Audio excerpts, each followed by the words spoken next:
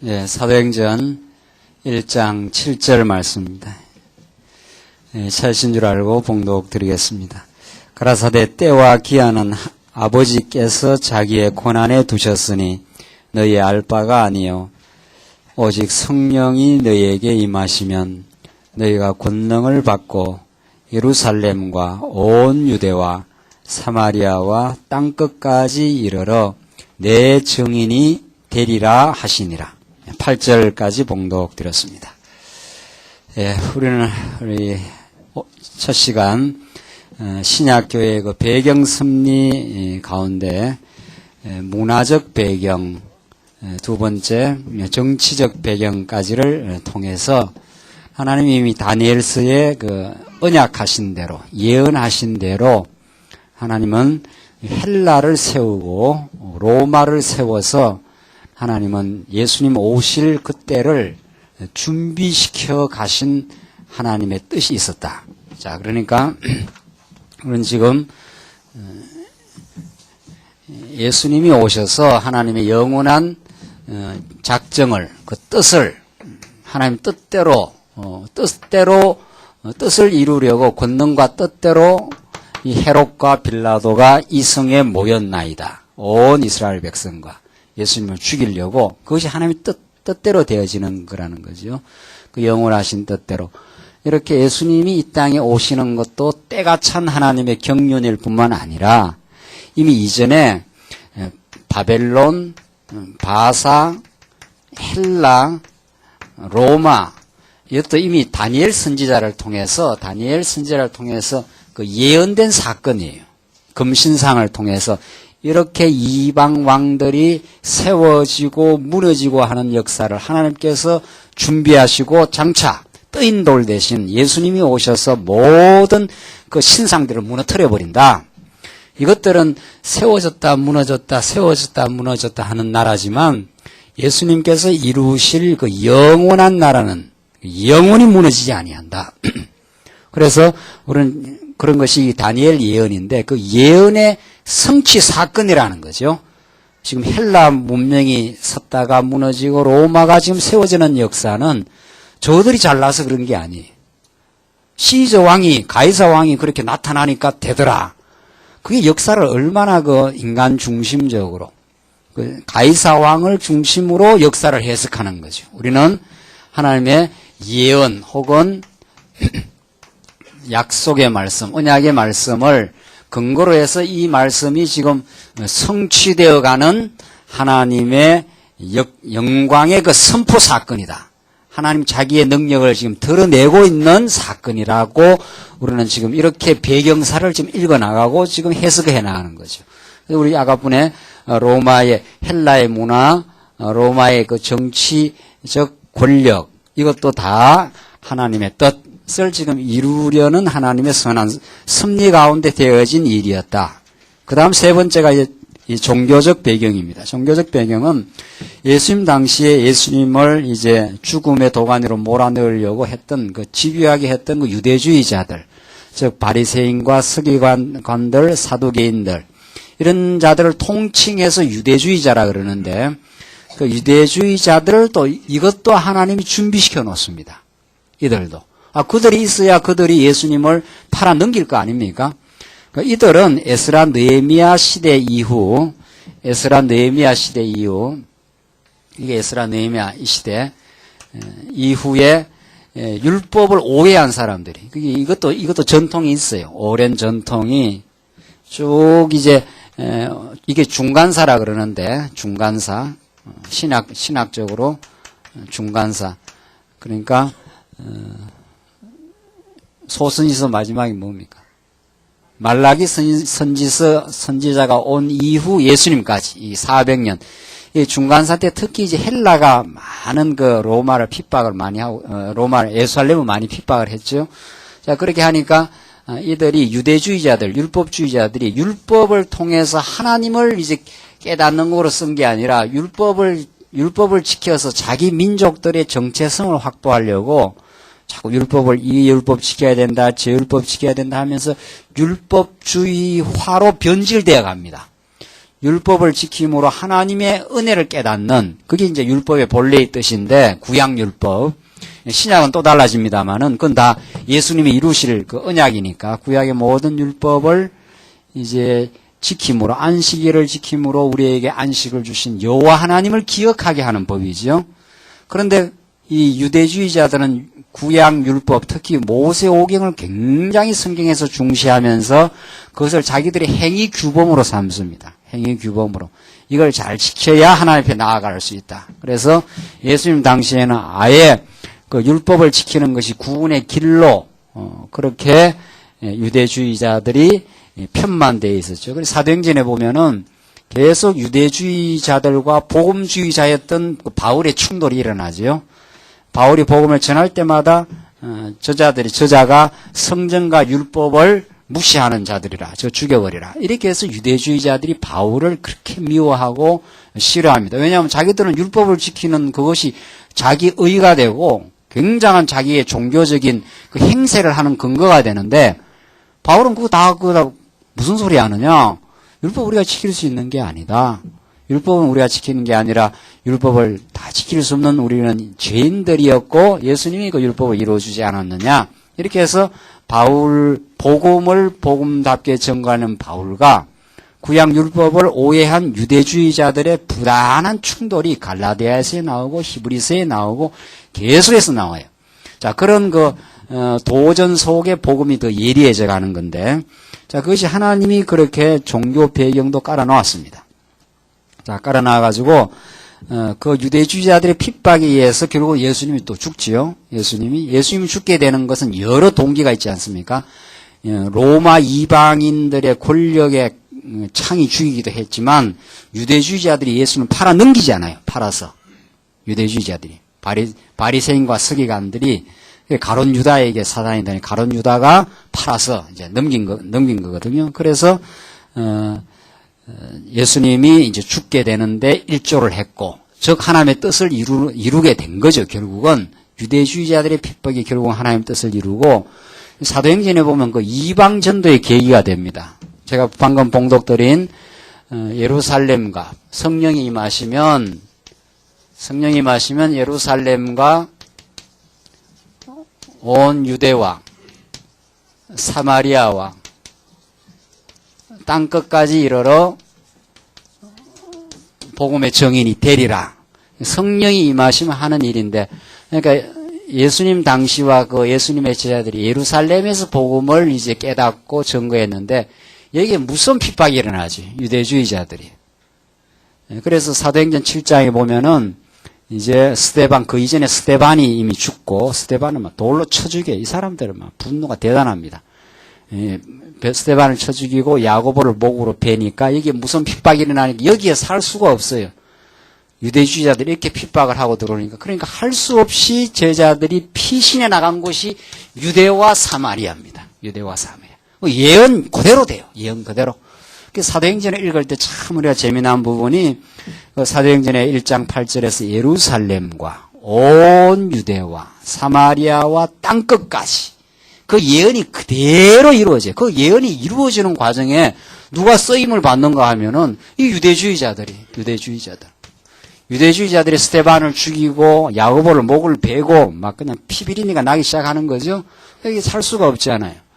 그래서 할 수 없이 그 유대 땅으로, 예루살렘 그 주입니다. 요거는 사마리아는 예루살렘 그 위쪽이고 이쪽으로 피해 나가고 나중에 사도 바울이 로마까지 이렇게 가게 되는 거죠. 이러한 역사를 하나님이 언약대로 지금 이루어져 가는 거죠. 언약대로. 하나님이 약속대로 약속을 이루는 여호와시다 하는 것을 우리에게 보여주는 건데, 그러한 언약 성취를 해나가는 과정에 이 유대주의자들이 쓰이는 거죠.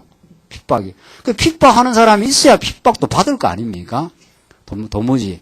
예수를 믿고 핍박을 받는 것이 가장 이 땅 위에서 큰 복이라는데 뭐 핍박해주는 사람이 있어야지요. 그러니까 그런 핍박을 유대주의자들이 하게 되므로 예수님이 죽기도 하시고 주와 하나님의 뜻을 이루기도 하시고 이방 전도의 계기가 된다. 자, 이런 걸 우리가 깨닫게 되면은 우리 주변에 우리를 핍박하고 우리를 공경에 몰아넣고 예미한 고난을 주고 하는 사람들은 다 고마운 사람들이에요. 그러니까. 예. 사실 알고 보면 미워하는 사람, 그때는 좀 밉죠. 밉고 괴로우니까. 그런 거 아니에요. 알고 보면은, 야, 이건 정말 나를 위해서 저런 사람을 보냈구나. 참 감사 선물을 해야 되죠. 참 고맙다. 참 감사하다. 그 사람 있으니까 내가 나 되니까. 그런 거거든요. 지금 이 사람들 없으면 어떻게, 만약 유대주의자들의 핍박이 없었으면 그냥 예루살렘에서만 복음이 머물러 있을지도 몰라요. 그렇잖아요?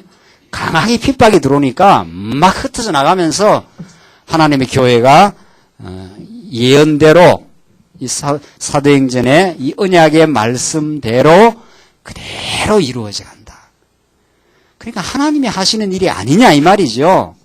이렇게 하나님은 헬라 문화를 준비시켜 놓고 로마의 정치 세력을 키워 놓고 그 다음에 유대주의자들의 이 거짓 종교, 잘못된 유대주의자들의 그 핍박을 하나님이 다 배경에다 준비시켜 놓았다. 지금 그 말이죠. 왜? 하나님의 영원한 뜻을 이 땅 위에 지금 실현해 나가기 위해서 예수님이 십자가에 죽고 부활할 뿐만 아니라 그 복음의 진리가 계속해서 땅 끝까지 전파되게 하는 그 만사를 구비하시는 하나님의 섭리예요. 다윗의 마지막 고백에 하나님께서 만사를 구비해 놓으시고 하나님께서 역사하시니까 어찌 나의 소원과 뜻을 이루지 아니하랴. 다윗이 마지막에 그 사무엘 상하에서 그렇게 고백을 하지 않아요. 만사가 뭡니까? 만사. 만사. 다윗이 고백했던 이 만사. 만 가지의 모든 일을 하나님께서 다 구비해 놓으신다. 이 참 대단한 말씀이에요. 하나님의 뜻을 이루기 위해서 만사를, 우리는 지금 세 가지 예만 들었지 않았어요? 문화적 배경, 정치적 배경, 이때의 잘못된 종교적 배경. 요 세 개만 들었지만 이 세 개뿐이겠느냐 말이죠. 이 역사가 딱 이루어지기 위해서 여러분과 제가 오늘 이 자리에 있기 위해서 이 복음을 들으며 하나님을 깨닫고 하나님을 섬기며 바른 진리의 반석 위에 서 가도록 하기 위해서 하나님이 지금 만사를 구비해 놓고 지금 섭리해 나가셔요. 그런 하나님의 손길과 능력을 우리가 발견할 때라야 마음이 안정이 오고 마음에 확신이 찾아오고 모든 범사를 긍정적으로 드디어 소화를 해내고, 이런 말씀이 안 하면 어떻게 소화하겠어요? 전부 보이는 것보다 내 마음에 안 드는 거, 내 뜻대로 안 되는 게 그게 뭐 태반사인데, 세상 만사가. 그러니까 내 뜻대로 지금 안 되는 건 하나님이 새로운 계획을 지금 준비시켜 나가고 있다. 틀림없는 거예요. 내 뜻이 안 되어야 하나님의 새로운, 하나님이 작정한 뜻이 지금 이루어갈 거 아니냐 말이죠. 그런데 우리는 뭐 내 뜻대로 조금 안 되기만 하면 그냥 좌절해. 안 되기만 하면. 이 안 돼서 좌절할 일이냐 말이죠. 예루살렘에 이 무서운 핍박이 들어오는 것이 이스라엘 이 사도들한테는 안 좋은 거 아니에요. 막 죽어나가고 지금 야고보가 목배임을 당하는 이런 무서운 지금 핍박이 들어오니까. 안 좋은 것 같아도 그것 때문에 지금 복음이 막 퍼져나간다니까요. 저 아름다운 뜻이 이루어져 나가요. 그래서 이 배경사 공부도 참 재미난 공부예요. 이 배경사 공부도. 배경사도 이렇게 간략하게 하지만 더 포괄적으로 더 하면 더 재미난 거죠. 그래서 정말 하나님께서 때가 참에 하나님의 뜻을 이루려고 하는 그 때를 딱 정해놔요. 그 때를 맞추기 위해서 얼마나 하나님이 오래전부터 준비하고 준비시켜 놓은 그 일을 지금 만들어 가시는 거죠. 그러니까 우리는 지금 근본적으로 하나님의 영광이 지금 드러나 있고, 우리를 통해서 하나님께서 더 크신 영광과 그의 일을 지금 해나가시는데, 지금 어떻게 해야 할지 늘 궁금한 거죠. 야, 근데 이렇게 말씀도 없고, 또 말씀들을 보면 이런 일을 어떤 우리가 각자 하지 않아요? 이런 일이 이루어지고, 자녀들에게 어떤 일이 이루어지고, 뭐, 우리가 어떤 사업을 하고, 이거 지금 하나님께서 다 하나님의 뜻을 이루기 위한, 나는 내 욕심대로 어떤 일을 지금 한다고는 계속 하지만 하나님은 그걸 확 뒤집어 버리면은 그게 하나님의 뜻을 이루어 가는 거예요. 로마 시즌은 자기의 패권을, 제국주의적 패권을 이루려고 막 전 세계로 막 나라를 집어삼켰지만 하나님은 그걸 사용해서 복음을 써버리는 거예요. 복음 전파에. 그 교통 도로와 그 백기를 다 하나님이 써버리니까 알렉산드리아는 자기애가 막 헬라 문명을 퍼뜨리려는 헬라 문명의 전도사 아닙니까? 알렉산드리아는. 그렇게 자기 욕심대로 해도, 니는 그 니 일 하는 것 같아도 그게 다 하나님 일 하는 거예요, 그게. 다. 성경을 헬라어로 다 쓰게 해서 그 통일된 언어를 통해서 다 복음이 전파하도록 하나님은 착착 지금 준비시켜 나가고 있는 거예요. 그러니까 막 우리가 하는 일, 모든 일이 하나님의 뜻을 지금 이루어요. 그러니까 하나는 좀 밝게도 하고 어둡게도 하는 거죠. 어둡게. 막 욕심부리고 뭐 하는 거는 좀 괴로우면서 뜻이 이루어지는 거고, 밝게 하는 거는 밝으면서 뜻이 이루어지는 거고. 그 차이는 있어요, 물론. 그 차이는 있죠. 자, 그래서 참 이런 만사를 구비해 놓으시는 하나님의 섭리. 이것이 신약교회의 기초 작업입니다. 기초 작업. 자, 이런 하나님의 뜻을 깨달으면 많이 포기가 되지요. 예, 막 내 뜻대로, 막 내 욕망대로, 아이고, 뭐 이런다고 되나? 하나님이 다 준비시키고 계획하는데, 이렇게 해서 하나님 앞에서 내 마음이 자꾸 안정이 되고, 차분해지고, 그의 영광을 바라보는 눈이 열려져 가는 것이 이런 공부를 하는 우리의 목적입니다. 자, 이제 그러면 초대교회사 들어가 보십시다. 자, 이런 배경을 하나님이 참 물샐 틈 없이 깔아놓고 나면서 이제 예수님을 이 땅에 보내잖아요. 그게 신약교회의 창립입니다. 그 예수님 오신 것도 그냥 우연히 오신 것이 아니라 구약의 예언을 따라 하나님의 정한 그 때를 따라서 예수님이 정확하게 오시고 복음서에서 예수와 그리스도이심을 선포함으로 하나님이 여호와이심을 드러내고 교회의 기초를 놓습니다. 이게 이제 신약 복음서가 그렇다는 거죠. 예, 이런 모든 배경 속에서 예수님이 나타나신다. 드디어 역사의 주인공으로 나타나셔서 모든 엑스트라와 조연들을 다 하나님이 준비시켜 놓고 예수님을 보내심. 여러분과 제가 교회 그리스도의 지체이기 때문에 그래서 우리도 역사의 주인공이에요. 하나님이 우리를 눈동자처럼 지키고 보호하시고 우리를 인도해 가셔요. 자, 이렇게 해서 복음서에서 예수는 그리스도임을 증거해요. 이것이 이제 교회의 기초라 우리는 그러죠. 자, 그리고 나서 예수님 부활 승천하십니다. 부활 승천하시면서 사도행전에서 하늘에서 선물로 성령을 보내겠다. 이게 교회의 드디어 출발. 신약교회의 출발입니다. 신약교회의 출발. 그래서 제가 본문 하나님의 말씀 사도행전에서 말씀드린 대로 성령이 오시면 그죠? 8절에 사도행전 1장 8절에 오직 성령이 너희에게 임하시면 이 성령 강림 약속 아닙니까?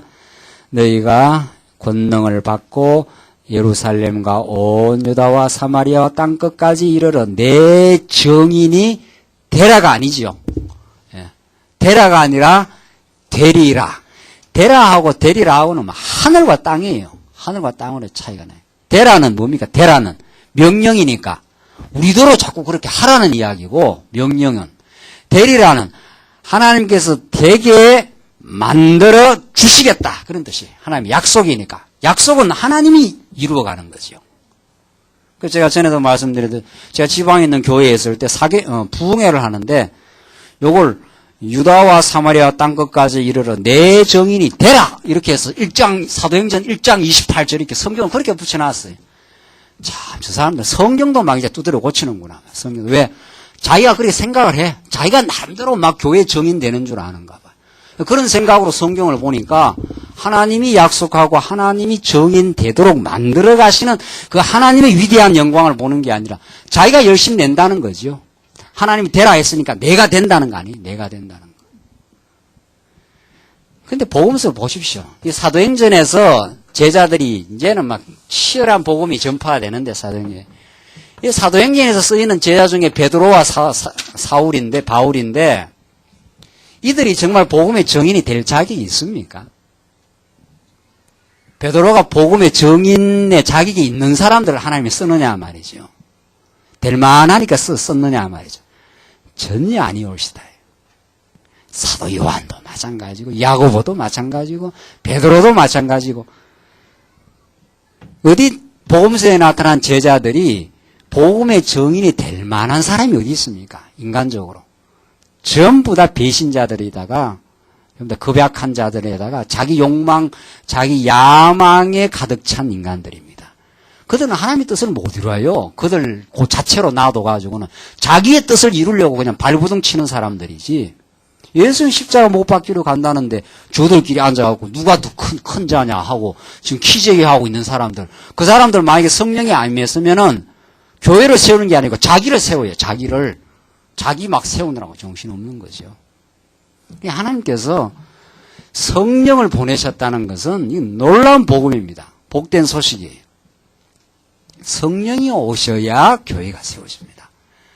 성령이 역사해야 광야교회가 세워져 나가요. 김 목사가 애쓰고 노력해야 되는 것도 아니고 우리 집사님들이 막 열심히 낸다고 되는 게 아닙니다. 열심히 내면 더 무너지지, 더 무너져. 옛날 열심히 내면은 자기 의를 세우는 열심.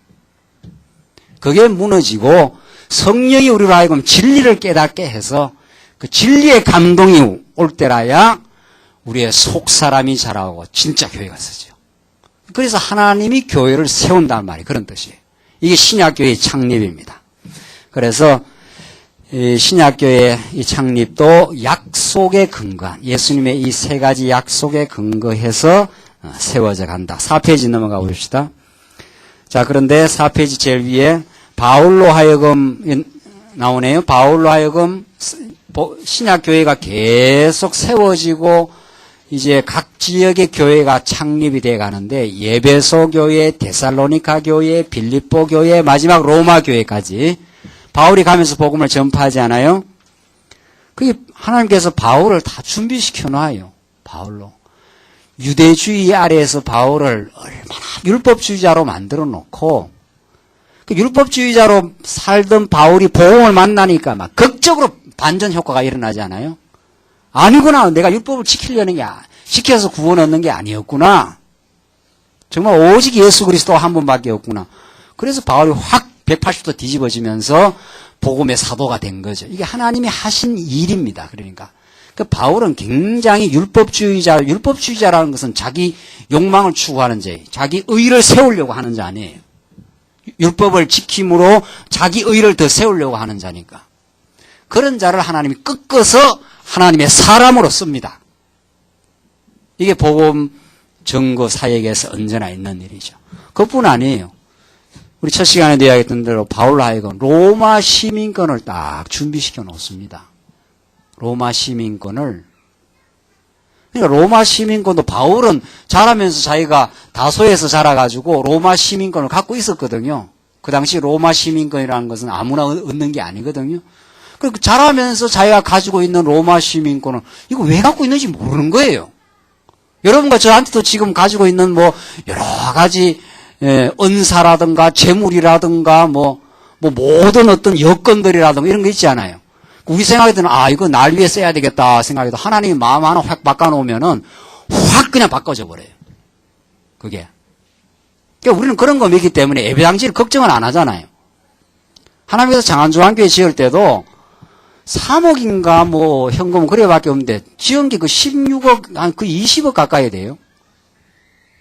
그게 다 하나님이 다 준비시켜 놓고 하나님께서 예배당 지어야 되겠다 하면은 지금 막 은행에다 저금 시켜 놓지 않아요? 이거 꼭 시켜 놨다가 나중에 노후 보장할 때 써야 되겠다 이렇게 하나님 마음 확 바꿔 놓으면은 확 그냥 바뀌어져 버려요.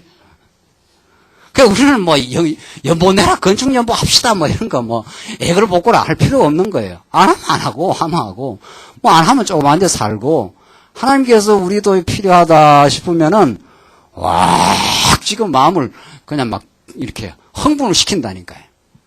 이때 흥분이라는 건 헷가닥 흥분이 아니고 좋은 흥분, 감격하는 흥분. 그러니까 교회 세우고 교회 일 하는 거는 하나님이 다 하셔요. 김 목사가 하는 것도 아니고 여러분들이 막 하자고 이렇게 해서 되는 게 아닙니다.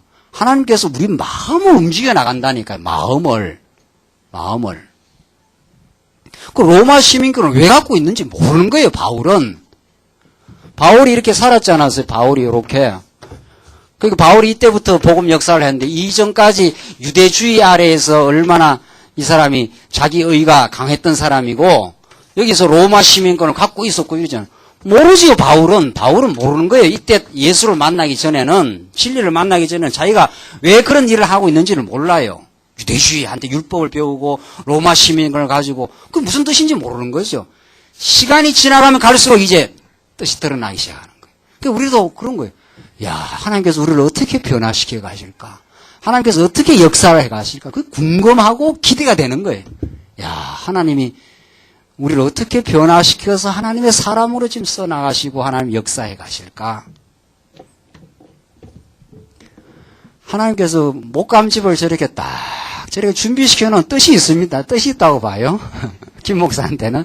저 안 팔리잖아, 죽어도 안 팔려. 그 다 때가 되면 팔려요. 때가 되면 정확하게 팔린다고 나는 믿어요. 그러니까 처음에는 왜 안 팔리나? 저런 게 팔려야 내가 이 고생 바가지를 벗어나가는데. 근데 그거 안 팔리고 고생 바가지 벗어났거잖아요, 지금. 그 5년 동안을 하나님께서 흑암 같은 데서 살게 하면서. 그거 팔리면 나는 벗어나리라 생각했는데 하나님은 전혀 딴 계획을 갖고 있어요. 전혀 딴 계획을 갖고 있어요. 그러니까 지나고 나면 하나님 계획이 맞았다. 너무도 하나님 계획이 맞았습니다. 당신이 하신 뜻이 너무도 옳았습니다. 지금 대적하는 모든 일이. 우리는 지금 잘 몰라요. 모르지만 이런 복음을 깨달으면 야, 하나님이 어떻게 더 멋있는 계획을 지금 준비해 놓고 내 삶을 지금 승리해 나가실까?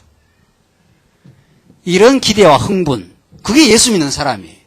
그래야 예수 믿는 맛이 나지요. 예수 믿는데도 하나님이 어떻게 하실까라는 그 기대와 흥분이 없으면 그 하나님이 안 보이면 맨날 염려, 걱정, 내 뜻대로 안 되는 것 때문에 갈등 이런 거 아니에요. 그러나 우리는 이런 걸 배웠으니까, 이미 배웠으니까. 우리도 우리의 삶도 지금 계속 진행이 돼요. 이런 것처럼 내 뜻대로 안 되기도 하고 어려움도 있고.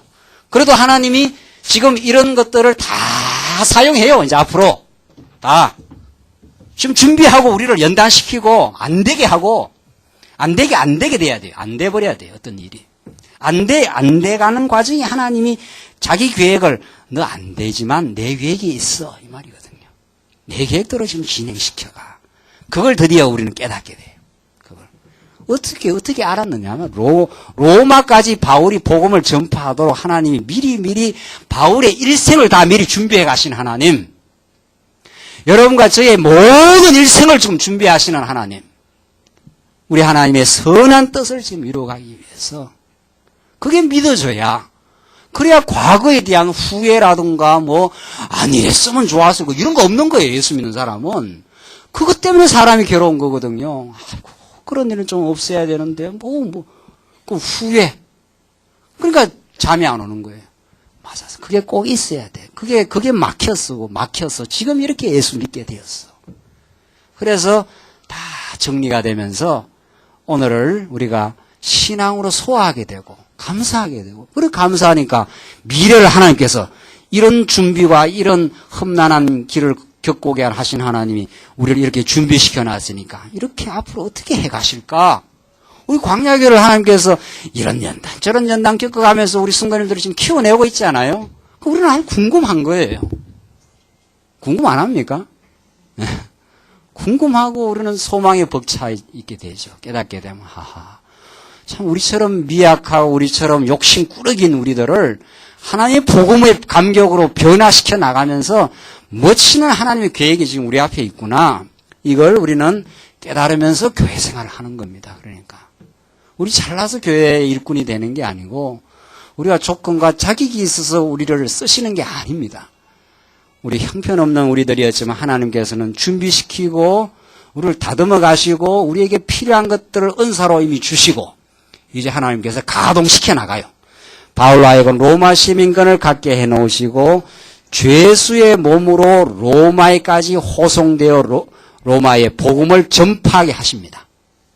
바울을 영광스럽게 만들어갖고 막 그렇게 로마까지 보낸 게 아닙니다. 새스랑에 딱 묶여가지고 완전히 죄인의 몸으로 묶여서 로마까지 가지 않아요. 사도행전을 보면. 그게 하나님의 그 놀라운 뜻을 이룰 줄 누가 알았느냐 말이죠. 우리는 뭐가 좀 잘 안 되면 이게 뭐가 안 되는 줄 알아. 안 돼야 되지요. 안 돼야. 안 돼버려야. 우리 인간의 뜻대로 안 되는 것이 하나님의 선한 뜻을 지금 이루어가요. 바울이 죄수가 아니어서 바울은 그렇게 죄수될 사람이 아니에요. 바울의 조건으로 봐서는 자, 이렇게 하나님께서는 복음을 전파해 가시는데 약속이 이루어져 가는 데 있어서 다 준비해 놓고 섭리해 나가시는데 두 번째, 이제 교회 창립 이후에 교회에 무서운 핍박이 가해지고 그로 말미암아 순수해져 갑니다. 자, 핍박이 가해질수록 성도들의 신앙은 더욱 순수해지고 강렬해집니다. 그 잡초를 생각해요. 잡초는 자꾸 밟으면 밟을수록 뿌리를 더 깊이 내려요. 더. 이게 그냥 밟을수록 더 뿌리를 깊이 내리면서 퍼져나갔던 것이 초대 교회사예요. 그게. 이게 하나님이 하시는 일이에요. 그러니까 로마 권력이 예수 믿는 사람을 어떻게 할 도리가 없는 거예요. 밟으면 더 그냥 뿌리를 더 깊이 내려가 버리니까. 이게 하나님이 하시는 일이었습니다. 그래서 초대교회사가 그렇게 우리들에게는 귀감이 되고 그렇게 순수하게 막 그냥 사자, 우글거리는 사자 굴 속에다 막 집어 던지는 거 아니에요. 예수 믿는다 그러면은. 그런데 거기를 가버려요. 우리는 영생을 얻었던 사람들이니까. 우리는 부활의 주를 만난 사람들이니까. 그래서 거의 다 순교를 합니다. 이 당시에는. 거의 다 순교예요. 폴리갑도 그렇고 사도 요한 그 위에 폴리갑, 속사도들 거의 순교의 피로 다 물들어져요. 이 사람들은 순교의 영광을 받은 사람들이죠. 우리는 그 영광까지는 없는 사람들이에요. 그 순교도 아무나 받는 게 아니고 죽이는 사람이 있어야 받아요. 여러분과 저도 뭐 순교하고 싶어도 뭐 죽이는 사람이 있어야 순교를 하지. 예, 그러니까 이 시대는 순교의 영광은 없는 거예요. 우리 예수 믿고 최고의 영광이 순교인데 예수를 위해서 죽어버리는 건데 그건 안 되면 적어도 예수를 위해서 고난받는 거 그게 이제 둘째 영광쯤 되는 거죠. 이 시대에는 그러한 정말 찬란한 순교의 영광을 하나님께서 허락하셨던 시대입니다. 자, 이것도 디모데후서 3장 12절을 보면은 예언이 되어 있습니다. 이미. 뭐라고 되어 있는가 하면 무릇 그리스도 안에서 경건하게 살고자 하는 자는 핍박을 뭐라고 그랬나 하면은 받으리라 이렇게 되어 있어요. 이게 예언입니다. 하나님께서 바울에게 준 예언의 말씀이에요. 무릇 경건하게 살고자 하는 자는 핍박을 받으리라는 예언의 성취예요. 그 바울의 예언대로 초대교회가 그 핍박 속에서 힘있게 살아가는 거죠. 그러니까 그건 그럴 수밖에 없어요. 왜냐하면 이 복음을 깨닫고 살아가는 이 가치는 세상 가치하고는 달라요. 지금 이방 종교하고는 다르니까 그들과 충돌이 있을 수밖에 없고 그들에 의해서 오히려 핍박을 받을 수밖에 없는데, 자, 그런 디모데후서에서 나오는 그 예언 말씀이 그대로 역사 가운데서 초대교회사, 지금 우리 초대교회사 배우잖아요. 초대교회사 여기까지고 그다음에 이제 중세사, 종교개혁사 이렇게 나가는데 이 시대에 말할 수 없는 핍박이 이미 바울에게 주신 예언 말씀의 성취 사건이라 그렇게 봐야 이건 그대로 성취가 되어졌구나 하는 것을 우리가 알 수 있는 거죠. 그 다음 보시면은 이제 311년 밀라노 칙령입니다. 한 2세기, 1, 2세기 오랜 핍박의 세월을 거쳐나가면서 311년, 그러니까 4세기 초지요. 이게 4세기 초를 지나가면서 밀라노 칙령에 의해서 기독교가 공인이 됩니다. 드디어. 국교로. 그러나 이것이 오히려 교회의 타락의 단서입니다. 자, 우리는 지난 첫 시간 교회가 이제 꺾어지는 그 지점, 교회가 요 순수한 길을 잘 가다가 요 꺾어지는 지점이 있다 그랬죠? 요걸 공부를 잘해야 돼요. 어떤 동기와 계기에 교회는 바르게 가다가 꺾어지는가? 그리고 어떤 또 동기에 의해서 여기서 다시 새로운 길을 찾게 되는 그 계기는 뭔가? 교회사는 이런 것들이 굉장히 중요한 그 핵심입니다. 핵심. 311년 밀라노 칙령에 의해서 핍박이 사라져요. 핍박이 사라지고 예수 믿는 것이 그 시대에 오히려 더 좋은 거예요. 예수를 믿으면. 그러니까 오늘날도 그러지 않아요. 오늘날도 왜 사람들이 큰 교회 갑니까? 왜 큰 교회 갑니까? 물론 뭐 큰 교회 그냥 찾아가는 사람도 있지만 사업 생각하고 정치 생각하면서 큰 교회 가는 사람들이 많아요. 이제 정치가 원래 이제 정치 바람이 부는데 벌써 그 사람들 그 정치 후보자들이 다 교회 이렇게 나가거든요. 교회. 정치 때가 되면. 그 왜 나갑니까? 그 사람들은. 그 사람들은 예수를 생명으로 믿어서 나가는 게 아닙니다. 그 사람들은. 워낙 예수 믿는 사람들이 이 시대에 많고, 예수 믿는 사람들이 돈도 많고, 예수 믿는 사람들이 표도 많고 하니까, 거기에 부합하러 나가는 거예요. 영합하러. 이게 이제 예수 믿어가지고 핍박받는 게 아니고, 예수 믿으면 더 세상에 더 좋은 거예요. 더. 이래 되면 이제 가짜가 많은 거죠. 교회 안에. 그건 이제 진리를 찾아서 온 사람들이 아니에요. 그 사람들은. 진리의 갈증을 가지고 오직 교회는 진리의 갈증만으로 모여져 가는 사람들. 그게 교회를 순수하게 하는 건데 교회 가니까 참 좋더라. 사업하기도 참 괜찮고 이런저런 사업도 괜찮고 정치하는 사람 정치표도 많이 얻고 말이지. 이게 이제 밀라노 칙령 313년 요 시점입니다. 요 시점. 그 이전에는 아주 무서운 핍박이 가해지고 어려움이 많은 세대예요. 핍박과 어려움이. 이 시대가 교회는 순수해요. 이 시대가. 그러니까 교회 수가 자꾸 많아지고, 이제 300시장 교회 수가 갑자기 많아져요. 막 지하에서 지상으로 이제 교회가 올라오기 시작하니까, 막 여기저기 교회가 세워지고 사람들이 막 떼서리로 몰려들고. 감독의 권위가 점점 올라가기 시작하고. 그게 이제 타락의 징조예요. 타락의 단초예요. 그게. 그 시작이에요. 그때부터가. 그러니까 우리 광야교회는 뭐 얼마나 모이겠습니까만은 모르죠. 또 하나님께서 또 얼마나 또 많이 모이게 할지는 모르지만. 그럼 저는 아예 기대를 안 해버리니까. 아이고 나는 우리 오시는 성도님만 해도 많아요. 지금도 많아요. 너무 많아요. 너무 많아서 제가 다 어떻게 돌볼 수도 없고. 그래서 이제 일꾼들이 있었으니까 일꾼들하고 같이 협력해서 자꾸 해나가는 건데. 근데 좀 더 많아진다 칩시다. 조금 더. 딱 교회 부흥해서 좋다. 그럴 일이 아니에요. 성도님들이 많아진다는 건 우리가 돌봐야 될 사람들이 많다는 뜻이고, 우리가 더 많은 수고와 땀을 흘려야 될 일이 많다는 거지, 광야교회 수가 많아지면 그냥 좋겠단 말이에요. 그런 거 아니에요. 우리 교회는 그런 게 아니에요. 오히려 조심스럽고, 더 경계의 꽃피를 바짝 쪼아야 되고, 숫자가 많아진다. 여기서 한 150명, 200명 많아진다. 그 좋아할 일 아니에요. 좋아할 일이라기보다도 경계를 해야 될 일이고, 더 조심스럽게 진리에 무장을 해야 될 일로. 그렇게 교회사는 우리에게 가르쳐 줍니다. 교회사가. 밀라노 칙령의 이 교회의 공인 사건이 오히려 순수한 교회 성도들을 흩어려 놓는. 많구나. 많아지니까 여기서는 한 행세도 되는 거예요. 오히려 숫자가 적을 때는 그 행사할 거나 뭐 있습니까? 숫자가 적을 때는. 그 숫자가 적은 교회를 잘 안 간다는 거예요, 사람들. 왜?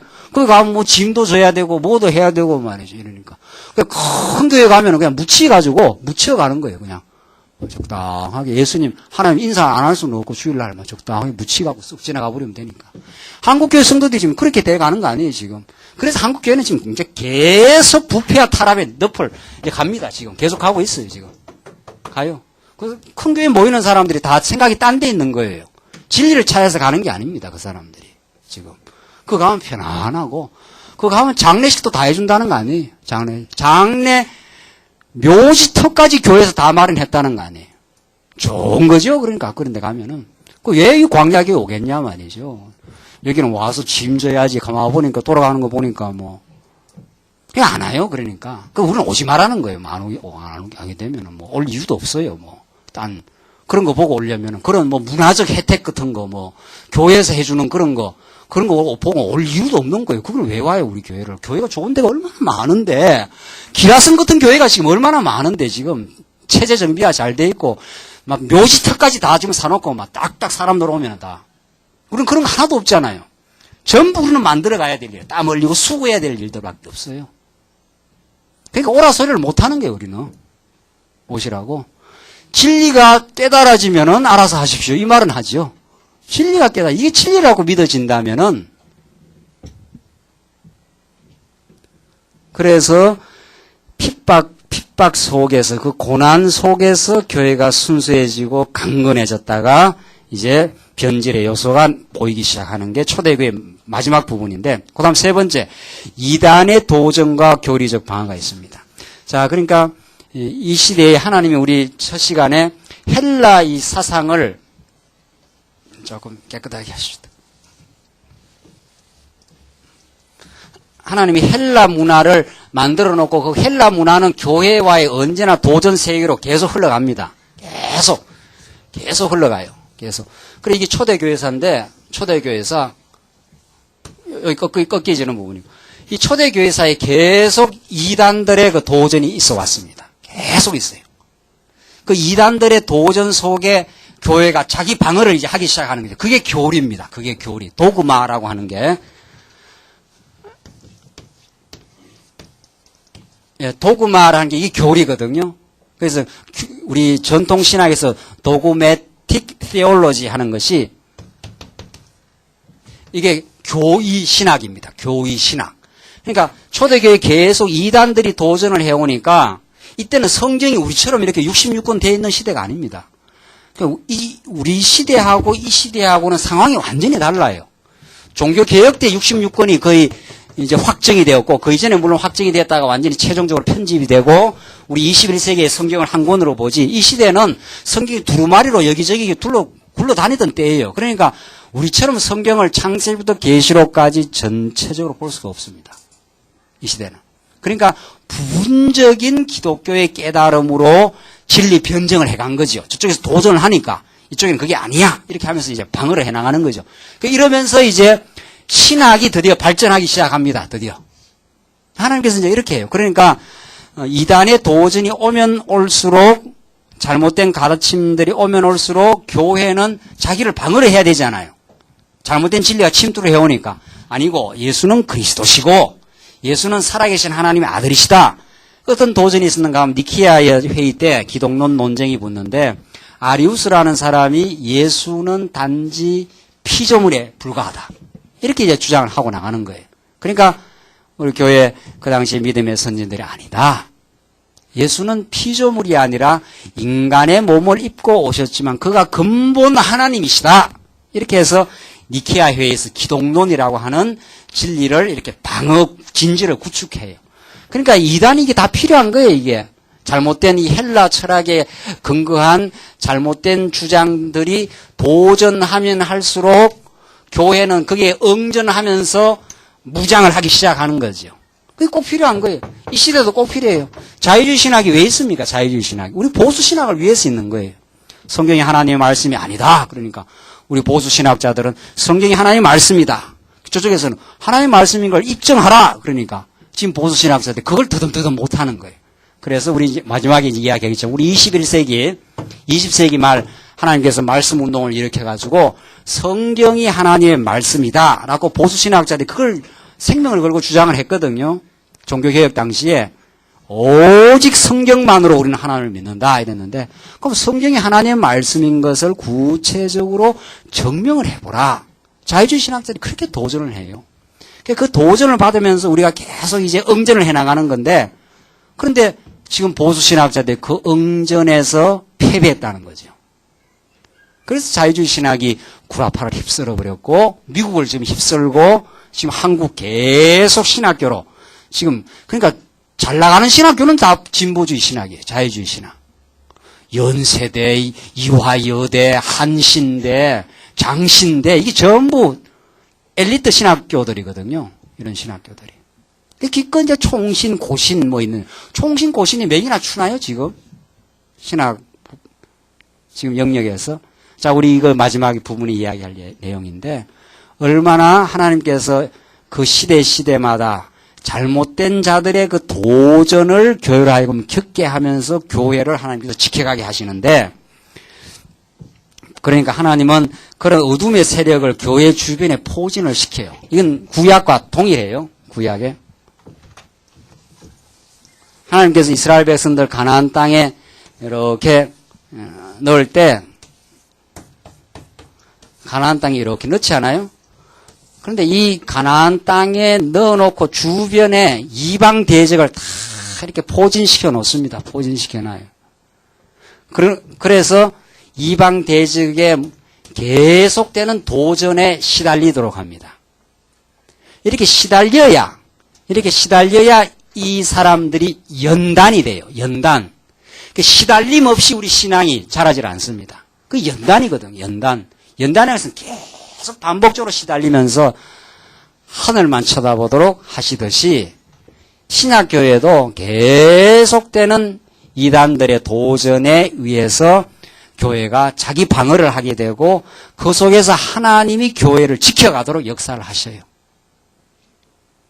그것이 하나님이 지금 교회 주변에 어두움의 세력을 포진시켜 놓고 그 가운데서 여러분 가지의 생명을 주관 지켜가고 있으시는 하나님의 사랑의 섭리를 깨닫게 하기 위해서 이런 이단들도 다 필요한 거예요. 자, 그런데 이제 중요한 것은 이런 시대에 이제 교리가 만들어지잖아요. 도구마라는 게 이게 교리인데 이 교리가 그러니까 기독론이라든가 뭐 예수님은 참 하나님이요 참 아들이시다. 뭐 인간은 전적으로 타락했다. 뭐 이런 이야기들 뭐 교리가 쭉 만들어집니다. 삼위일체도 이때 만들어지고 그 시대마다 이 교리가 나름대로 역할을 해요. 그러나 이 교리라는 것은 이제 교리에 대한 문제인데 이 교리는 성경 66권 전체에서 나온 게 아니에요. 성경 66권 전체의 체계 속에서 나온 교리가 아니기 때문에 이 교회사를 통해서 구성되어 온 교리들은 그 당대의 의의가 있지만 당대의 교회를 지켜가는데 방파제 역할을 한 의의는 있지만 그 후대에 계속해서 보완되고 발전될 필요가 있는 거죠. 성경 해석이 더 깊이 있게 되고 더 포괄적으로 되면 될수록 부분적으로 나온 교리들을 포괄적으로 새롭게 발전적으로 바꾸어 나가야 될 이유가 있는 거죠. 그러나 지금 오늘날 교회신학은 그렇지 않아요. 오늘날 지금 21세기 교회신학은 어떻게 되어 있는가 하면은 이때 만들어진 교회들, 이때 만들어지고 종교개혁 때 만들어지고 이런 것들을 그대로 지금 이걸 보수한다는 거예요. 그 21세기 제가 학교 가서 배우면은 오히려 오래전에 만들어진 교리들이 더 건전하다. 막 이래 가지고 보수신학은 성경이 가르치는 진리를 보수를 해야 되는데 그 시대마다 만들어진 지엽적인 교리들입니다. 이게 전부 다 부분적인 교리들. 그것들을 엉성하게 짜모아가지고 그걸 교의신학이라 그래요. 도그매틱 테올로지 해가지고. 이게 이제 보수신학의 근거가 되는 교의거든요. 교리라 그래요. 교리. 그래서 좀 건전한 교회에서는 다 저 교리를 가르칩니다. 건전한 교회에서는 교리 학습이라 해가지고 신론, 인재론, 뭐 기독론, 교회론, 종말론 해가지고 쭉 교리를 가르쳐요. 그러니까 우리는 그걸 발전적으로 해체하고 새로운 하나님의 교리를 성경이 말하고자 하는 성경신학을 이 시대에 하나님께 주신 선물이죠. 여기에서 이제 우리 이 교회사 공부의 필요성이 있어요. 왜 우리는 성경신학 하느냐 이 말이죠. 왜 우리는 그러니까 지금까지 보수신학 그래도 건전한 우리 프로테스탄트 개혁교회는 이걸 지금 근거로 하는 거예요. 이거 지금 이 시대마다 만들어진 저 도구마들 즉 교리들을 저 교리들이 저게 일관성이 없어요. 이렇게 만들어져 있는데 그러니까 질문하면 여기에 막 빵꾸가 뻥뻥 나 있는 거죠. 죄 문제를 이야기하는데 당장 하나님께서 왜 죄를 허락을 하셨습니까? 이 질문이 해답이 돼야 죄에 대한 온전한 설명이 되는 거거든요. 성도님들이 다 그 질문을 갖고 있는 거예요. 선악과는 왜 만들어 놨습니까? 이 타락한 세상을 왜 하나님께서 이렇게 섭리를 하십니까? 그러니까 지금 전통적인 신학자들은 그런 질문이 들어올까 싶어서 벌벌벌 속으로 지금 떨고 앉아 있는 거예요. 떨고. 제가 학교 다닐 때 죄 문제를 묻고 들어가니까 신학자가 뭐라 그런 줄 아네? 예. 교회 신학자가 죄 이렇게 해놓고는 동그라미 이렇게 치더라고. 이건 신비다 이렇게. 신비다. 동그라미를 치고. 이거는 왜 이렇게 생겼는지 모른다는 거예요. 하나님이 전능하신데 왜 이 죄가 어떻게 애초에 발생했는지는 죄의 기원에 대해서는 동그라미 이렇게 쳐요. 이건 우리가 말할 수 없다. 오묘한 일은 하나님께 속하였나니 하면서 신명기 말씀을 들이대가지고 그렇게 지나간다고요. 그렇게. 그러니까 성도들이 다 갈증이 있는 거예요. 그러니까 뭐라도 지금 찾고 싶은 거예요. 뭐라도. 이 인간의 죄의 문제에 대해서, 인간의 자유의지에 대해서, 하나님의 예정에 대해서 전체적으로 좀 설명을 해달라. 전체적으로. 그 인간은 다 그런 갈증이 있는 거예요. 진리에 대한 갈증. 이 하나님 택한 백성은 예정도 어떤 데서 말해요 또. 상당히 그래도 건전한 교회에서는 하나님이 예정만으로. 그럼 당장 질문이 또 생기잖아요. 질문이. 하나님 모든 걸 예정했습니까? 그렇습니다. 죄까지도 예정했습니까? 그건 잘 모르겠다. 그거는. 그런 거는 묻는 게 아니다. 너무 그래 알지 마라. 또 알지 말해. 또 그런 거는 또. 너무 또 알지 말해. 그런 거. 너무 알다가 이단이 된다는 거예요. 그러니까 이거 뭐 지금 기존 신학으로는 성도들한테 갈증을 채워줄 수가 없어요. 그러니까 여기서 빗나가는 거예요. 여기서 전부. 그러니까 이게 얼마나 취약하니까 나가지 마라 그래. 나가지 마라. 교회 밖에 뭐 듣지 마라. 하지 마라. 그게 뭐 교회에서는 다른 교회 가서 뭐 듣는 거 이런 거 아주 위험시하잖아요. 왜? 자기들의 세계가 워낙 빈곤하니까 나갔다가 뭐 접했다 하면은 뭐 나가 떨어져 버리니까. 그러니까 우리는 아무 데나 가서 들으시라는 거 아니에요. 우리 교회는. 아무 데나 가서 들으시라고. 듣고 와서 이 말씀이 맞는지 안 맞는지 스스로 분별을 하시라. 스스로. 우리 나가지 말라 이런 소리 안 해요. 어디라도 가서 뭐 잘한다 하면은 뭐 열심히 공부. 또 어떤 사람도 비슷하다 그래요. 그 비슷하면 비슷해서 열심히 배우시라고. 비슷하면 비슷하게 보이면 비슷하게 하면 열심히 한번 공부해보라고. 비슷한지 안 한지 뿌리까지 한번. 왜냐하면 우리는 성경이 말하는 그대로의 논리를 따라서 가르치기 때문에 이 너무도 분명하다. 지금까지 교리신학은 저렇게 잡동산이 물론 이 시대마다는 나름대로 역할은 했어요. 그 시대는 하나님께서 역할 수행을 했지만은 저게 자꾸 발전적으로 재정립이 돼야 되죠. 교리라는 게. 그래서 성경의 논리가 드러나면 완전한 이 교리가 이제 나와야 되는 거죠. 우리는 그래서 하나님이 여호와시고 하나님의 언약대로 여호와셔서 살아계심을 증명을 하고 5대 속성의 영광을 드러내신다. 이게 성경의 본래의 가르침이었다. 그러면 뭐 그 전에 부분적으로 이야기했던 건 싹 그 안에서 다 용해가 돼가지고 싹 정리가 되는 거예요. 소위 말해 재고 정리를 해야 돼요. 재고 정리를. 옛날에 구닥다리 같은 10년 전에 나왔던 물건이 가득 쌓였는데 그거 싹 정리하고 싹 새로운 상품을 갖다 가지고 팔아야 그 백화점이 제대로 될 거 아니에요. 이거는 옛날 거나 오늘 거나 뒤섞여 가지고 막. 그러니까 될 수가 없습니다. 그러니까 이런 시대적으로 부분적으로 만들어진 교리들을 그걸 보수하겠다고 그러는 오늘의 한국교회 보수신학은 자유주의자들의 도전과 그들의 날카로운 질문 앞에서 꼼짝을 못해요. 그러니까 똑똑한 성도들이 오히려 질문하는 거예요. 이거 왜 이렇게 돼 있느냐? 이렇게 저렇게 돼 있느냐? 그러니까 성도들한테 질문을 못하게 하고 원천적으로 질문을 다 봉쇄해버리고 묻지 말고 그냥 가르쳐주는 대로 믿으라. 이런 거죠. 그래서 성도들이 전부 다 바보가 되어버려요. 다. 목사가 그냥 끄는 대로 다 가는 거죠. 이제 그때부터는. 왜 목사가 끄는 대로 가느냐 이 말이에요. 세상에. 성경이 끄는 대로 가야지요. 성경이 끄는 대로. 그래서 우리는 오직 성경이 가르치는 대로 가도록 하십시다. 성경을 배우시고 성경이 배워져서 확신이 오면 스스로 성경의 토대에 두고 진리 하나님을 믿으시면 되는 거니까. 누가 누구를 의지하고 그래요. 그런 우리 참 절박한 우리의 오늘 이 시대의 말씀 운동의 의미를 이런 교회사를 공부하면서 우리가 점점 확인할 수가 있습니다. 그 마지막으로 초대교회사를 마무리 지으면서 신학자 어거스틴이라는 사람을 우리가 주목할 필요가 있어요. 우리가 너무도 잘 알고 있는 성 어거스틴, 이거는 가톨릭에서 붙여준 건데, 어거스틴이라고 하는 중요한 그 신학자는 가톨릭 신학과 건전한 개혁 신학을 갈라내는 분수령에 있는 사람이에요. 이 사람이 여기에 살았던 사람이에요. 4세기 말 5세기. 어때? 어거스틴이. 이 사람에게는 요 진리, 여기 이제 진리의 맥인데, 이 진리에. 이런 건전한 진리의 맥도 가지고 있어요. 그러나 이 사람으로부터 꺾어지는 이제 로만 카톨릭 요소가 있어요. 이 양날을 가지고 있어요. 어거스틴은. 그러니까 개혁신학자들도 종교개혁의 전통을 따르는 개혁신학자들도 어거스틴을 많이 이야기합니다. 그리고 가톨릭에서도 어거스틴을 많이 이야기해요. 그 말은 무슨 말인가 하면은 어거스틴 안에는 두 요소가 같이 혼재해 있어요.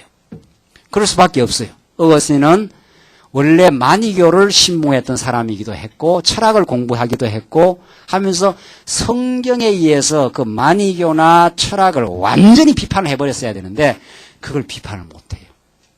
그래 건전한 요소가 있지만 하나님의 예정, 하나님의 은혜 이걸 아주 강조합니다. 그걸 이제 칼빈이 많이 수용을 하지요. 칼빈이 하나님의 은혜, 하나님의 예정 이걸 많이 수용합니다. 어디 가서 결정적으로 걸리는가 하면은 죄의 문제에 가서 인간의 자유의지로 인간이 범죄했다 이렇게 말해요. 그러니까 이제 그건 얼핏 하면 해결이 되는 것 같잖아요. 하나님이 다 작정해 놓았는데 죄가 어떻게 발생을 했습니까? 이러니까 어거스틴이 고민 끝에 생각하다가 그것은 하나님이 준 자유의지가 있으니까 그 자유의지로 자기가 잘못 자유의지를 써가지고 남용을 해가지고 그래서 죄가 발생했다는 거예요. 그러면 똑똑한 사람은 뭐라고 또 물어야 되겠어요? 어거스틴이 지금 살아있으면 어거스틴 여기 좀 있으면 좋겠어요. 어거스틴이 살아있으면. 그래서 참 잘 말씀하셨는데 그렇게 하는 걸 하나님이 아셨겠습니까? 몰랐겠습니까? 이러면 어거스틴이 뭐라고 그러겠어요? 그렇게 그 인간이 따먹고 범죄하는 걸 하나님이 알았겠느냐, 몰랐겠냐, 그럼 뭐라 그러겠냐 말이죠. 참 답답하지요? 하나님이 모를 리가 없지요. 하나님이 그렇게 따먹고 있는 걸. 자, 그러면 한 번 더, 하나님이 그걸 막을 수 있습니까? 못 모아서 그냥 놔둔 겁니까? 그럼 또 어거스틴은 또 답답한 거지요. 어거스틴은 그렇게 미봉책으로 풀었습니다. 인간이 그렇게 자유의지로 따먹어서 죄가 발생했다. 이게 하나님하고는 관계가 없다는 거죠. 그런데 하나님하고 세상 관계없는 일이 이 세상에 있을 수 있나요? 하나님하고 무관하게 이 세상에 일어날 수 있는 일이 있느냐 말이죠. 하나님 모를 리도 없고 하나님 막으려면 막을 수도 있는 거예요. 그게. 어거스틴이 그렇게 인간 중심적으로 죄를 풀어간 거지요. 아니에요. 그게 지금 개혁교회의 죄의 아까분에 개혁신학자들이 죄를 설명하는 게 그까지만 설명해요. 그러나 그 사람 똑똑한 사람이에요. 그 사람이 알고 있어요. 질문을. 그렇게 인간이 따먹었으면 하나님 몰랐겠느냐 말이죠. 하나님 그거 왜 안 맞고 놔뒀느냐 말이죠. 왜 그 아담이 선악과를 따먹고 그렇게 우리 인생들이 지금 고통을 받고 죄 때문에 몸부림치는데 그걸 왜 하나님이 놔두겠느냐. 놔두는 이유가 뭡니까? 이렇게 물으면 이제 할 말이 없는 거예요. 그러니까 신비라 이렇게 해서 막 어벙하게 이제 뒤집어 씌우고 지나가는 거죠. 그 질문에 대한 해답이 나와야 돼요. 하나님이 다 아셔요. 하나님 모를 리가 있나요? 지금 다 뱀이 들어온 걸 하나님이 다 알고 있는데 선악과도 만들어 놓기를 하나님이 다 만들어 놨는데 그거 먹고 죄인이 되어야 누구를 믿으니까 예수 믿고 하나님의 은혜를 깨닫게 하시려고 하나님께서 다 예정하고 계획한 일이라. 죄 문제가 하나님이 다 계획하고 작정하신 뜻대로 그렇게 된 거지 인간이 따먹고 뭐 그렇게 된 게 아니죠. 그건 현상적인 설명이죠. 맞아, 인간이 따먹었어요. 따먹도록 하나님께서 다 그렇게 다 계획하고 작정하신 섭리한 거죠. 그렇게 해서 자유의지 문제를 잘못 설명을 하고 로마 가톨릭 교회론을 낳게 돼요. 이게 어거스틴이 가톨릭 교회라고 하는 그 교회 중심 사상을 어거스틴이 만들어내는 그 길을 열어주고 말아버립니다. 그러니까 교회가 이 지상의 목표로 로만 가톨릭 그때부터 교회 중심주의의 잘못된 사상이 생겨납니다. 우리 다음 시간도 어거스틴을 연결하면서 중세교회사 교회가 어떻게 본격적으로 타락해 들어가는 그 모습을 살피면서 우리 다음 시간 하나님께서 어둡게 하시면 어떻게 어두워지는가 하는 그 역사를 우리가 살펴가도록 하십시다. 기도하겠습니다. 우리 자비하신 하나님 아버지 은혜와 사랑을 참으로 감사합니다. 우리들에게 좋은 시간 주셔서 하나님의 역사를 지배하시고 교회의 역사를 다 배경을 준비하시고 하나님의 교회가 교회 되도록 섭리해 가시는 그 놀라운 섭리를 저희들 오늘 확인했습니다. 우리가 의로워서 교회 일꾼이 된 것도 아니고 우리의 열심으로 교회가 세워지는 것이 아니오라. 하나님이 작정하시고 예정하시고 우리에게 은혜의 섭리를 쫓아 우리에게 주신 은혜의 감격을 쫓아 하나님이